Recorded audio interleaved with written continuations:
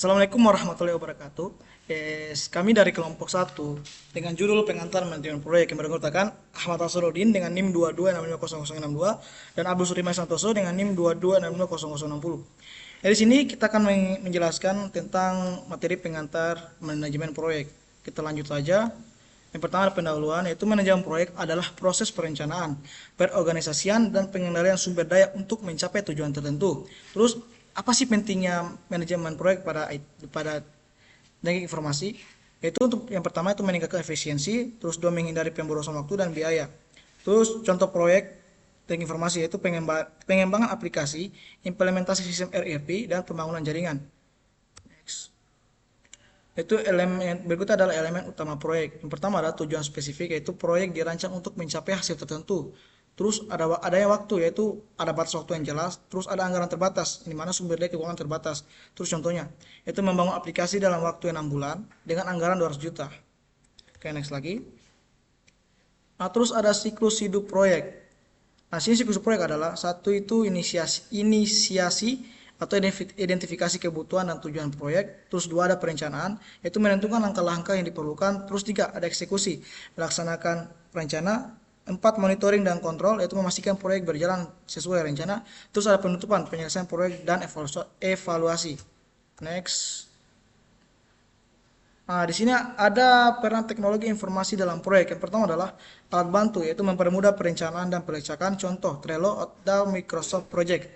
Terus dua, ada kolaborasi, menunjukkan tim bekerja bersama meskipun berbeda lokasi. Terus ada automasi, yaitu mengurangi beban manual, misalnya pengolahan dokumen otomatis. Terus, untuk materi berikut itu akan dijelaskan oleh teman saya Ahmad Hasanuddin.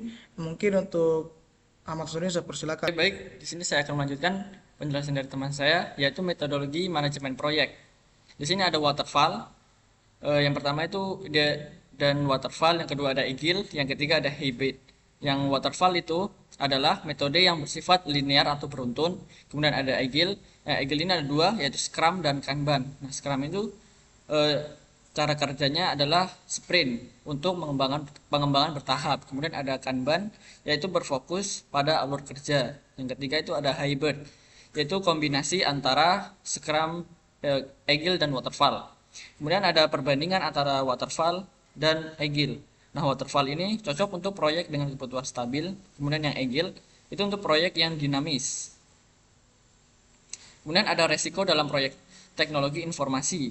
Yang pertama itu ada kategori resiko, yaitu pertama ada teknis, finansial, dan organisasi.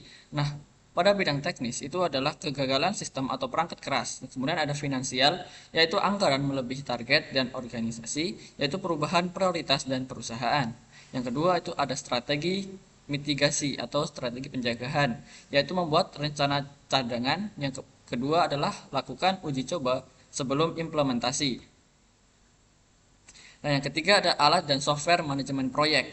Nah, di sini ada 3 alat, yaitu Trello, Jira, dan Microsoft Project. Yang Trello adalah alur kerja visual untuk kolaborasi. Kemudian Jira itu adalah alat khusus untuk pengembangan perangkat lunak.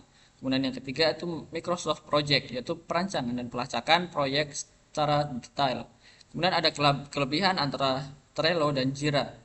Nah, Trello ini lebih sederhana, kemudian Jira itu lengkap untuk Agile. Jadi Jira ini sangat cocok untuk metode Agile. Kemudian yang di sini ada indikator keberhasilan proyek. Yang pertama itu penyelesaian tepat waktu sesuai jadwal yang direncanakan. Yang kemudian yang kedua sesuai anggaran, tidak ada pemborosan biaya. Kemudian yang ketiga pemenuhan kebutuhan pengguna.